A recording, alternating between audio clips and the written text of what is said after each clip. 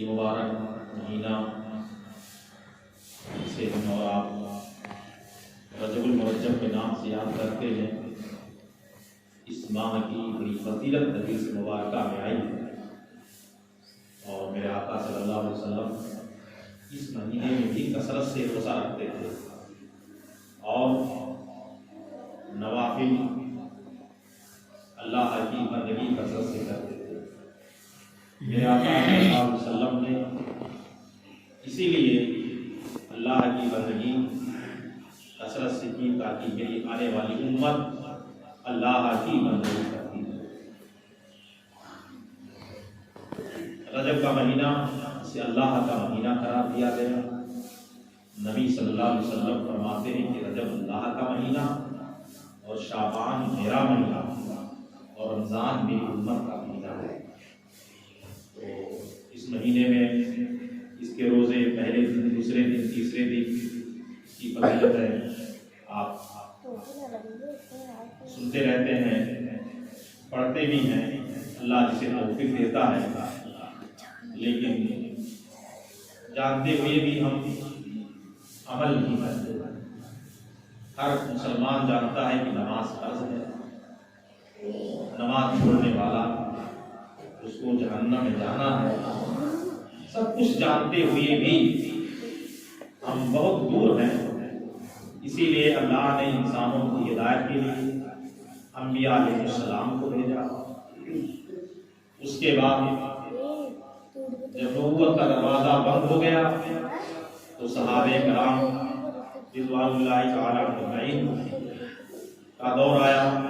انہوں نے قوم کی ہدایت کے لیے، ان کی رہبری کے لیے قرآن و سنت کے مطابق وہ اللہ کا پیغام سناتے رہے۔ پھر تابعین کا دور آیا، تبع تابعین کا دور آیا، ائمہ مجتہدین کا دور آیا۔ لہذا ہمیں اور آپ کو اپنے اسلاف اور اپنے بزرگوں کے طور و طریقے کو اپناتے ہوئے اور وہی عقیدہ، وہی چیزیں ہمیں آپ کو اپنانا چاہیے جس کو صحابہ نے اپنایا، نبی کی زندگی، نبی کی سیرت کو دیکھ کر کے۔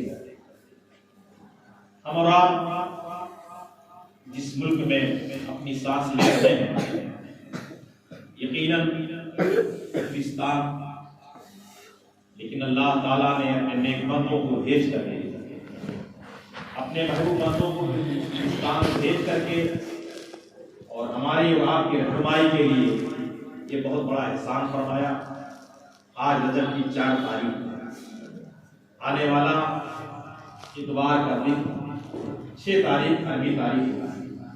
اب تو عربی تاریخ نہیں آدمی کو یاد ہے، آدمی تاریخ نہیں سمجھ پاتا، اور جہالت لوگ کہتے ہیں اتنی ترقی آدمی انگریزوں، یہودیوں کے نسل جو ان کی عادتیں ہیں ان کو اپنا لینا آج کے دور میں فیشن کا دور کہا جاتا ہے، ترقی کا دور کہا جاتا ہے۔ اسلامی روایات سے جو آدمی چلتا ہے، اسلامی روش اس کے گھر میں ہے، اس کے ہاں اس کو بیوقوف اور نادان سمجھا جاتا ہے۔ لیکن یہ تو دنیا ہے، چند روزہ زندگی یہاں گزارنی ہے۔ قرآن و سنت کے مطابق ہمیں اور آپ کو اپنا معاشرہ، اپنا ماحول، اپنا سماج بنانا چاہیے۔ یہ نہیں کہ ہماری ذمہ داری ہے، بلکہ ہر آدمی کی ذمہ داری ہے۔ عالم کی ذمہ داری ہے اپنے قوم کو متنبع کرے، ماں باپ کی ذمہ داری اپنے اولاد کو متنبع کرے، قرآن و سنت کے مطابق عقیدہ بتائے اور قرآن و سنت کے مطابق اپنی زندگی گزارنے کا طریقہ دستور دے۔ لیکن خود ہم بے راہ ہیں تو اپنی اولاد کو راہ پر کیسے لا سکتے ہیں؟ جب ہم نماز کے قریب نہیں جا رہے ہیں، ہم روزے کے قریب نہیں جا رہے ہیں، ہم اچھا کام نہیں کر رہے ہیں، تو اپنی اولاد کو اچھا کام کرنے کا حکم کیوں دیں گے؟ جب صبح 9 بجے 8 بجے ہماری آنکھیں کھلتی ہیں تو میرا بیٹا بھی اسی اعتبار سے چلے گا۔ لہذا اسی لیے میرے آقا نے ارشاد فرمایا تھا، نبی فرماتے ہیں شام کو جلدی کھانا کھایا۔ کیا مطلب؟ عشاء کے بعد آدمی کھانا کھا لے، مغرب کے بعد کھانا کھا لے، عشاء پڑھ کے رات اللہ نے انسانوں کے آرام کے لیے بنایا ہے، دن کو اللہ نے انسانوں کو کام کرنے کے لیے ذریعے معاش کے لیے بنایا ہے، مگر آج راتوں میں ہم سوتے نہیں بلکہ جاگتے ہیں، دن میں ہم سوتے ہیں۔ معاشرہ ہمارا اتنا بگڑ گیا ہے، مگر اللہ کے نیک بندے جو اللہ کی طرف سے ہمارے اور آپ کے پاس آ کر کے اور ہمیں اور آپ کو اسلامی ماحول دیے، ان کا بہت بڑا احسان ہے۔ انہی میں ایک اللہ کے نیک بندے جنہیں سیدنا خواجہ غریب نواز رحمۃ اللہ تعالی علیہ کے نام سے یاد کیا جاتا ہے، جو اجمیر کی دھرتی پر جنہوں نے اپنا مسکن بنایا، تبلیغ کا اپنا اڈا بنایا اور وہیں سے اسلام کی تبلیغ فرمائی، اسلام کی اشاعت فرمائی، اللہ کے ایک ہونے کی پہچان کرائی۔ نبی رسول غوث حکم جتنے بھی اللہ والے آئے، ان کے آنے کا مقصد یہی تھا کہ خدا کی معرفت حاصل ہو جائے، نبی کو جان جائیں یہ اللہ کے نبی ہیں، اللہ کے پیغمبر ہیں، اللہ کے رسول ہیں۔ لہذا وہ آئے کس لیے آئے؟ اللہ کی پہچان کرانے کے لیے آئے۔ ہم اور آپ ان کے نام نظر و نیاز پیش کریں، نذرانِ محبت پیش کریں۔ نظر کے معنی ہوتے ہیں، نظر و نیاز کسے کہا جاتا ہے؟ کوئی بڑے آدمی کو چھوٹا آدمی تحفہ دیتا ہے، اسی کو نظر کہا جاتا ہے۔ لوگ جاتے ہیں کوئی معاملہ ہوتا ہے، بھائی یہ ہمارے طرف سے حقیقی نظرانہ، یہ نظر قبول کر لیجیے۔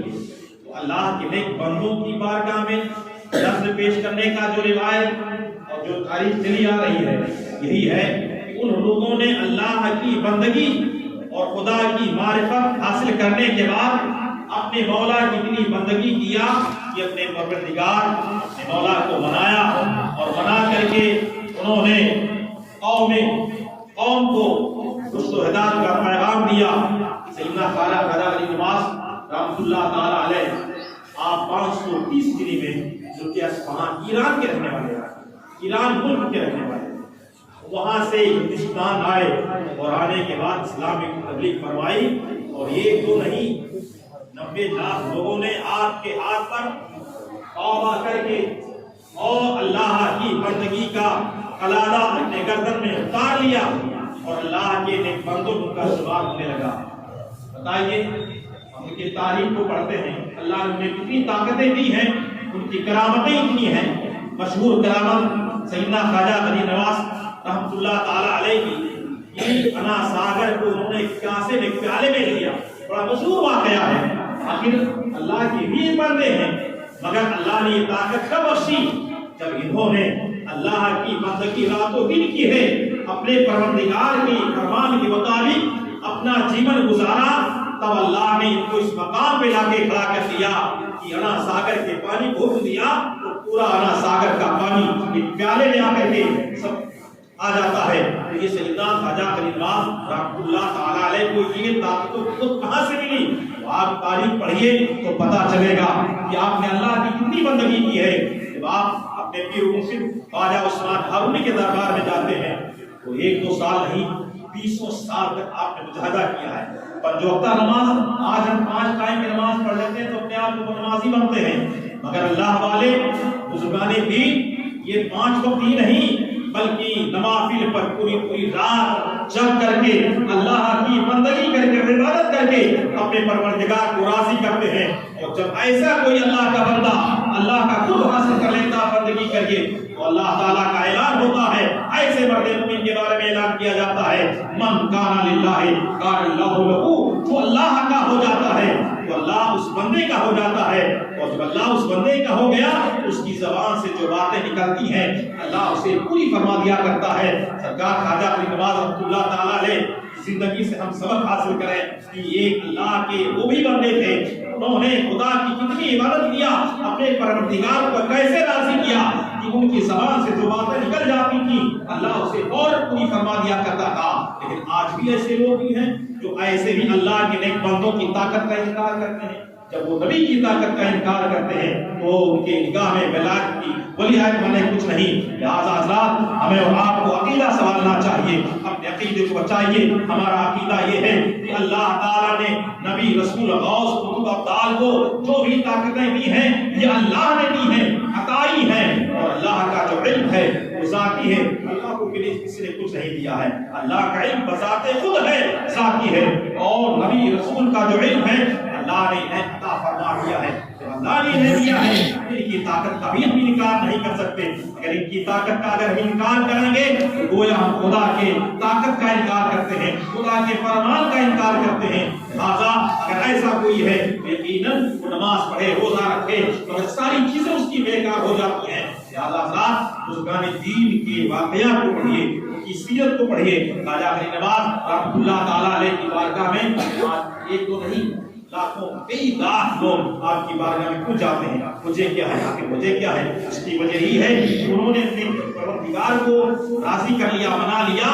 آج کل کی خدا ان کی بارگاہ میں حاضر دیتی ہے. اور میں نے پڑھا ہے کہ کتابوں میں کہ اس جگہوں میں جہاں اللہ کے کرم سے فضل سے دعائیں مقبول ہوتی ہیں ان جگہوں میں سرکار خواجہ غریب نواز رحمۃ اللہ تعالیٰ کا بھی دربار ہے کہ اگر آدمی جائے سچی نیت سے اور حاضری دے اور اللہ تعالیٰ کو ان کی بارگاہ میں ان کو وسیلہ غریب نواز کو وسیلہ بنا کر کے دعا مانگے تو اللہ تعالیٰ اس کی دعا کو جائز جو بھی دعا ہوگی اللہ تعالیٰ اسے قبول فرمائے گا. لہٰذا حضرات ہمیں اور آپ کو بزرگوں کا مشن اپنانا چاہیے، ولیوں کا مشن اپنانا چاہیے. ان لوگوں نے نمازوں سے کتنی محبت کی ہے، انہوں نے روزوں سے کتنی محبت کی ہے، اللہ کی کتنی بندگی کی ہے.